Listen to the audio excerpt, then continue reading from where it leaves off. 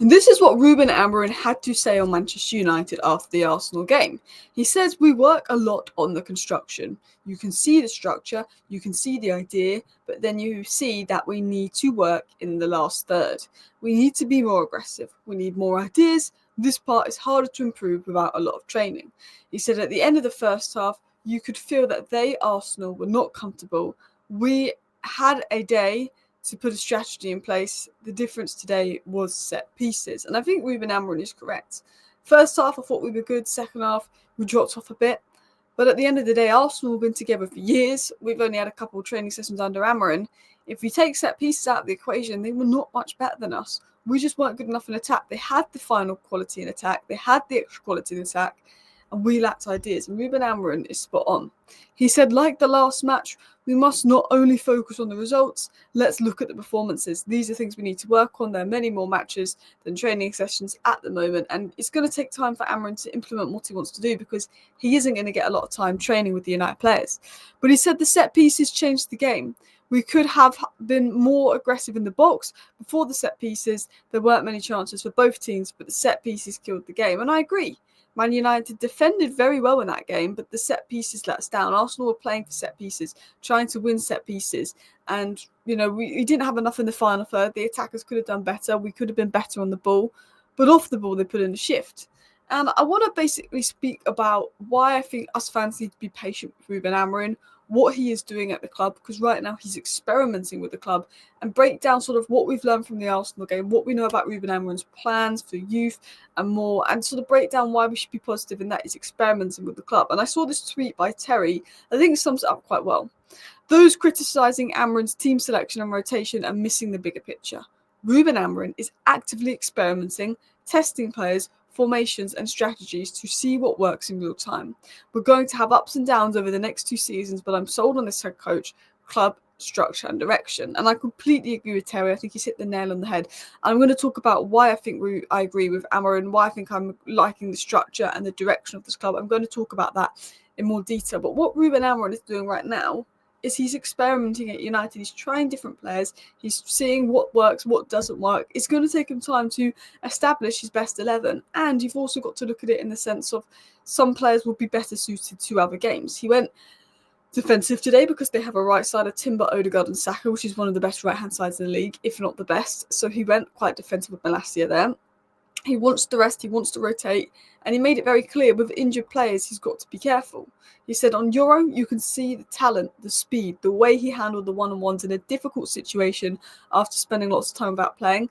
Yoro was fantastic. We'll talk in more detail about that in a minute. He's going to be a massive part of Amorim's plans. Fantastic player, but got to manage his minutes. He said on Shaw, "Since I arrived, I see him working a lot in the gym, on the pitch. We control the load during the matches. During training, he was losing weight. He was doing everything. If he continues to behave like this, he's a great player and we need him. No matter how much time he needs, I will be by his side. We will help him when he comes back because not only Manchester United, but the national team needs a guy like Luke Shaw. And if Luke Shaw can stay fit, everybody needs a guy like Luke Shaw. It's unfortunately his body is described as broken."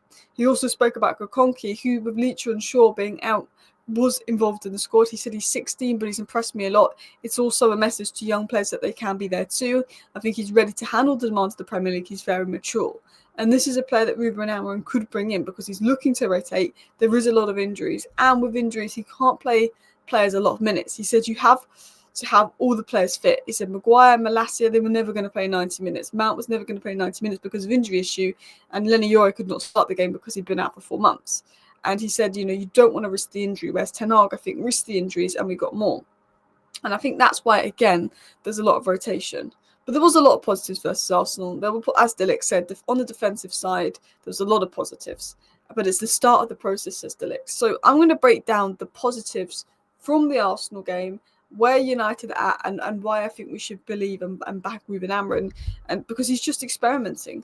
And I want to start really positive with Leny Yoro. I thought he was incredible. Leny Yoro and Ugarte, De Ligt and Mazraoui were the 4 players that really impressed me that game. 4 of the 5 signings that Ineos had made, which makes me feel more comfortable about the direction we're going in under Ineos as well. Now, Leny Yoro, for me, had a fantastic game, because that's not an easy game for Leny Yoro to be thrown in. He's thrown in the deep end. There's, Arsenal attacking, getting a bit of space, causing us problems, really going in those wide channels, which Leny Yoro had to defend against. And I thought, actually, the tackles he made were Ambassador-esque. At times, 1v1 tackling, his ability to, cover the ground, his speed, I think, is something that we've missed in our defence. His transition defending, his wide space defending, I thought was really good. Good tackler of the ball, quick. But aerially was very, very strong. Was strong in his duels, cleared the ball. I think he's good on the ball. He's good off the ball. When you look at Leny Yoro in terms of his physical profile, long-legged, gets his foot in the way, is strong, is fast, but also his ability on the ball to break the lines. There's such a talented and fantastic player there that I think he will probably be the right centre-back / central centre-back for a little bit. But I think he'll be starting week in, week out very soon if he stays fit. I really do. I think he's a phenomenal player. But what I can see is progress, and this is what I wanted to talk about. Amorim is experimenting, of course. It was a weak squad versus Arsenal. There's injuries, there's rotation, there's experiment, but I see progress. Whether you liked the game versus Arsenal or not, when we played Tottenham and when we played Liverpool, they ran for us. They just ran for us. It was so easy for them. For Arsenal, they had to get set pieces to win their game because they couldn't break through us. We had a structure, we were compact, and we were organised. And we did well in open play, which is something we have not seen under Ten Hag. The team was learning the system. We did not get run round. And it wasn't the most exciting going forward. And we were poor in attack. I think Højlund didn't have the best game. He needs to do better with his touch and control.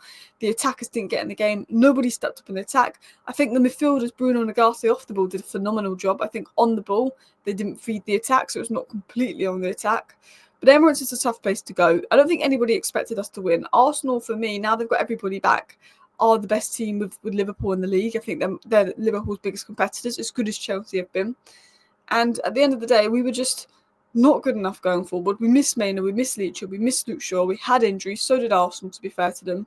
But we gave them a game, we frustrated them, we made it difficult for them, and there was a structure there, there was an identity there, and I think there's things to be positive about. And as I spoke about in my match reaction, I thought Ugarte was mint. I think off the ball, people don't rate him because of on the ball, but we didn't buy him to do this and that on the ball. We brought him because of what he does off the ball.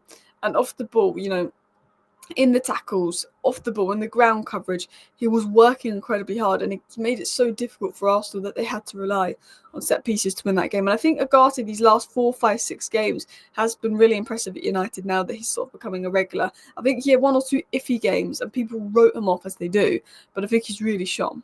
But that says to me, Ineos need to get recruitment right. Ugarte looks good right now, but we definitely need another midfielder that's good on the ball and off the ball. We need a midfielder with Ugarte's legs and Maynard's ability on the ball, because we really lack that. We need someone, not just Maynard, that is good on the ball. Whether we go for Stiller, whether we go for Subamendi, I don't know if we could go for them, but we need someone in that sort of line. We need a left wing back. We need someone that's going to bring an attacking down the left, because we do find space in the wing back areas. We'll need a long-term left centre-back because of the fitness issues and stuff. I know we've got Gogol Conky, but we probably will need a long-term left centre-back. And we will need another attacker that can score goals, that has a good touch, that has good control to reinforce. Those 4 signings are needed. You could argue right wing-back, you could argue a second midfielder, and you could argue a second centre-back, depending on sales. But there's 4 things that they need to 100% get done. And I trust Ineos to do that. I think, we have a new manager come in, we get excited, it doesn't work, the manager goes. But this is the first time that we have a new manager in under Ineos' routine and Ineos' structure. And I feel that this is going to be different this time under Amorim. Which brings us into number 5. Amorim needs better players. At the end of the day, I think he done a job. He coached us quite well. There's something there at Amorim, the structure. But Arsenal had better players on the pitch. That is why they won the game. They had absolutely better players on the pitch that could win the game. They had a bit more control, a bit more in their legs. And Ruben Amorim, I think, can do something with this Manchester United side for sure. I think we can have a good season still. I think it's not too late to but for me, this season isn't about results. And Ruben Amorim said that. This season is about implementing a system and performances. Next season will be about results. If you focus this season on results, then the performances might not be what his system is. And when he goes into next season trying to implement a system, he takes a step back.